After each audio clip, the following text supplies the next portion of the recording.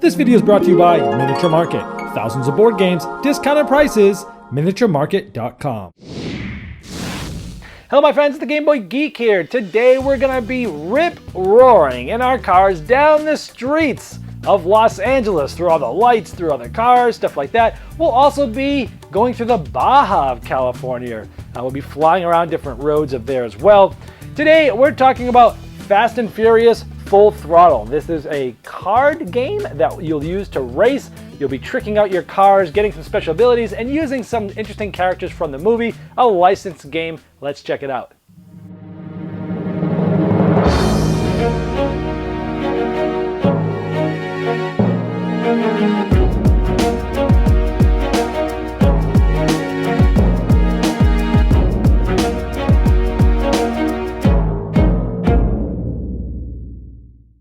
Now Fast and Furious comes with a double-sided board. Now this board is large. It is a 6-panel full board. You have Baja, California on one side, and you have the streets of Los Angeles on the other side. Now there's tons of maps that you can make up. The rulebook actually gives you 6 different pre-configured tracks to try and what the, when they're best used. But you can make up pretty much your own track as well. I'm gonna set up this Tokyo Drift one where there's lots of corners, but a couple of straightaways towards the end, and it's really tight, great for 2 players, for example. Now, if you'd like, there's an advanced variant where you can play with characters from the movie, and they all give you sort of a special ability. And essentially they allow you to just break the rules of the games. Brian gets more nitrous than other people. If she's in last place, essentially she gets 3 additional spaces at no extra cost, things like that. Everyone also gets a board with a little gear. This will keep track of what gear you're in during the game, and you get to trick out your car. Now depending on the track that you've chosen, you will get a certain amount of these upgrade tokens. This track has 10 of them, and you take them and you place them around. Some of them, like nitrous, you only put 1, but you can put many on others, and they basically give you special abilities to use during the game. Like transmission allows you to shift easier, and steering allows you to go through some corners easier. Nitrous lets you go flying on certain turns, and these are interesting, and they allow you to customize your car and use them during the game in certain spots. So here we are started. Here, there's a procedure to see who starts where, but let me show you how a turn works. Now a lot of these main rules are actually on the player aid as well. On your turn, you get 6 cards by default to start. You'll basically draw these from the draw deck, and they're going to be anywhere between 1st gear and 6th gear here. Now what you can do before you actually try to move is you can discard 3 of these of any type to upshift 1, or you can discard 2 to downshift 1. But if I really wanted to just downshift 3 times, I can get rid of these 2, and these 2, and downshift 3 times. Of course, I'm in neutral, I couldn't do it now. But you can do it as many times as you want, depending on how many cards you have. In this case, I want to upshift, because I'm here in neutral, and basically I am going to get rid of these 3 cards. I just discard them, and I upshift, and then I'm going to play. Now, when you play cards, you must throw away a certain type of set of cards. They have to be the same. Now you could just throw 1 card away, that's considered a set, but that's only 1 card. I'm going to throw away 3 cards, use these to get a draw. So what happens is, I've thrown 3 cards of the same type, these always have to be the same, and I would draw 3 from the deck here. Now when these 3 cards come up, I'm in 1st gear, and this just gives me more choices. So for example, I could go 4, I could go 3, or I could go 2. Now here shows me the max is 4. So in this case, I'm probably going to take 4. So you can have an idea of what your max speed can be in a certain gear, and then the more cards of the same that you throw out to draw, that's the more choices you'll get. In this case, I'll just move 4. These would get discarded, and I would move 4. Let me tell you about moving. Now moving, simply, I could just move straight. 1, 2, 3, 4, and that would be the end of my turn. I would draw back up to 6. Now, if this player was already here, and I was right here, I would have to actually go 1, 2, 3, 4. And once you move one way, I can't move another. So I couldn't go 1, 2, 3, 4. You cannot swerve like that. You can only move in one direction. I could go 1, 2, 3, 4, because I kept in the same direction. But essentially, that's how you move. Now once you enter a corner, you cannot change lanes. So if I've entered this spot, I've got to stay in this till I come out of the corner, and so forth for every lane that you're in a corner. Now you'll see there's some different numbers here. These are speed limits. You got to go slower when you're in the tight corner. You can go a little bit faster out here, but then we're going to go this way, so we got to kind of go down this way. So let's talk about some speed penalties and things like that.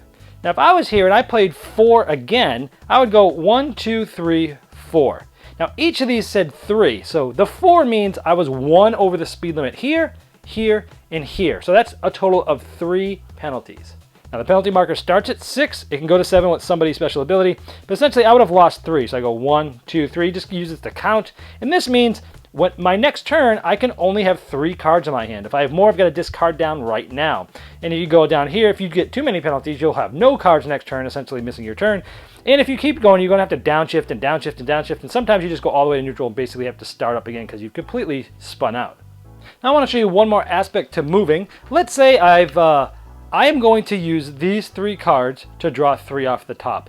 If you're using the same gear, 3rd gear, that you're actually in, you always have an option to go this minimum speed of 5. So because I threw 3 down, I'm going to draw 3 cards off the top, and those 3 cards, I'm in 3rd gear, would allow me to go 4, 5, and 5. And in this case, I wouldn't have really needed this, but sometimes if you get a bad draw, you can use this, which essentially is, halfway up the speed limit. At least you know the minimum. So sometimes comboing together the gear you're in with the cards can help you, give you more choices. Now some tracks you can add obstacles that you have to go around, and there's also some ways to get some wear on your car. If you selected this number and it had a tire, you grab one of these randomly and you flip it over, +5. This goes here essentially. Now my next turn I have to add 5 because I'm all out of control going fast, and that might totally screw you up. It has me in the past. And if you get 3 of those, you're pretty much done. Also, this is where some of the nitrous values are. You'll be pulling for some of the special abilities. That's pretty much it. This finish line would be on the track. When somebody finishes, for every number they went over, they go over here. After everyone has an even amount of turns, if there's multiple people that have finished, whoever's further is the winner.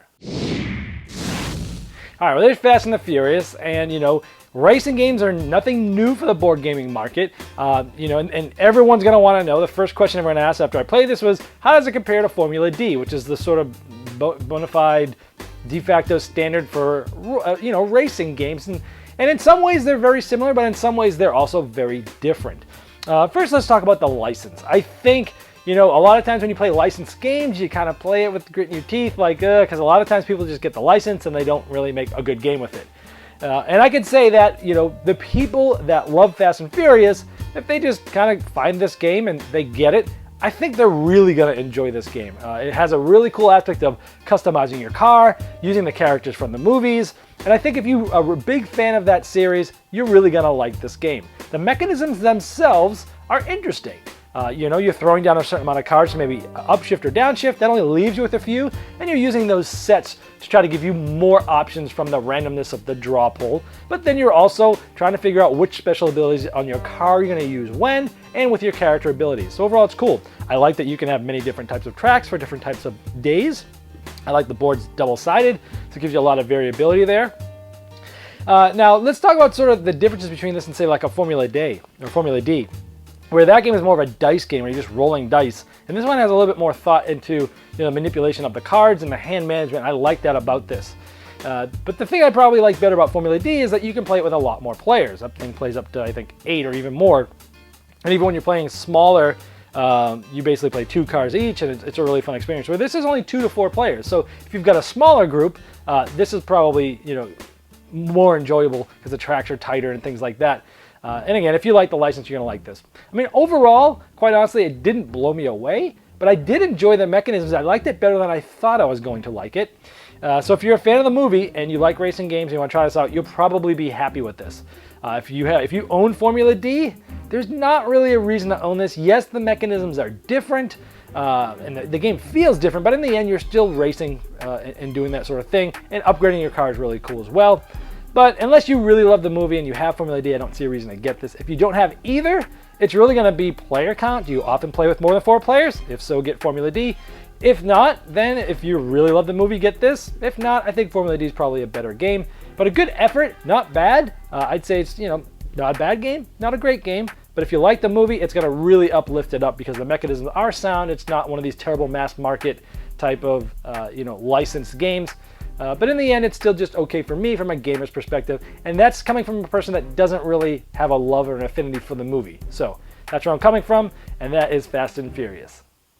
This video was sponsored by Miniature Market's Review Corner. The Review Corner features podcasts, video, and written game reviews by gamers for gamers. Miniature Market, the online gaming superstore. Thousands of board games, discounted prices. Check them out at miniaturemarket.com.